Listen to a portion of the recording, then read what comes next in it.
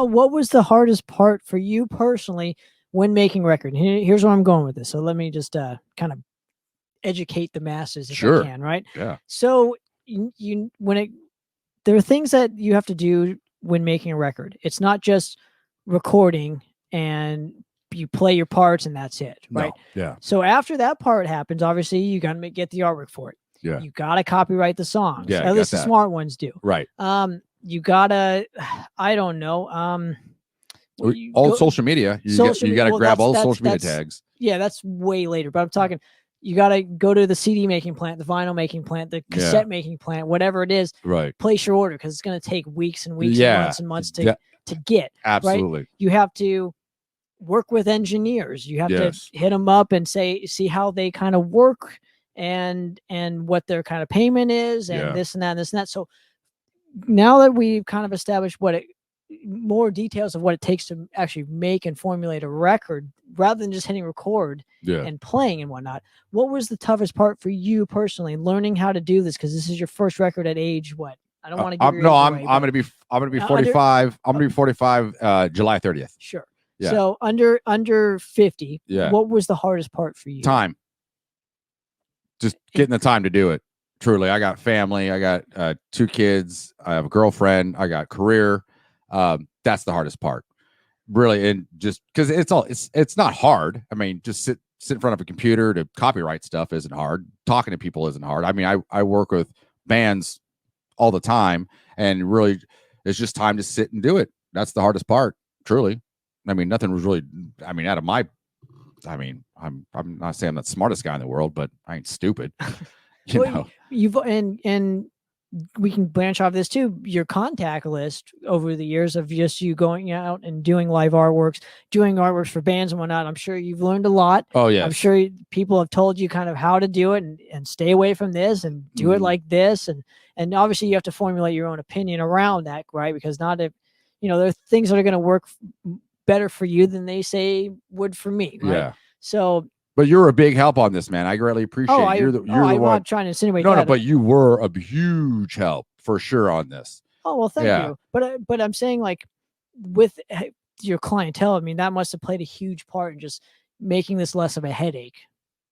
Well, you talk about like finding the contacts, finding this, finding. Oh that, yeah, well, so like I went through disc makers, and that was kind of a no-brainer because I was the bands that I work with lots because when I work with a band, I have to have the templates, right? So to do the layouts. So I mean, I'm a few hundred bands at this point in time.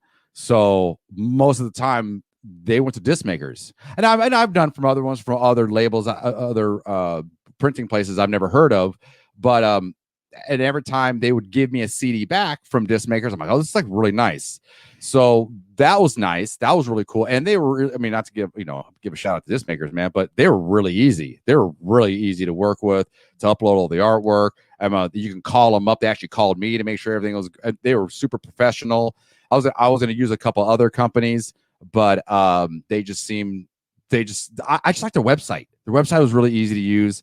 And the quality came out great. And then I remember you're saying before about to get duplicated in reproduction or replications. The differences between them are weird. Yeah. People don't realize that. I didn't realize that until you said that.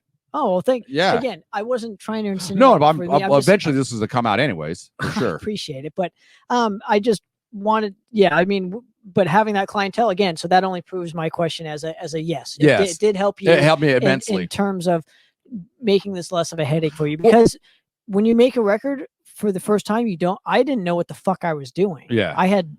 I specifically had nothing. I didn't know how to do it. Yeah. Right. But with you now that you've had all this experience and working with bands and doing layouts and going to many places, it was just like another band to me, exactly. Really. And it was also great that once again, I have a lot of musician friends, a lot of drummer friends, and so when I was recording drums, I was able to ask, like, what kind of microphones do you use? Like, how do you guys set it up, right? How many microphones do you use for this album, right?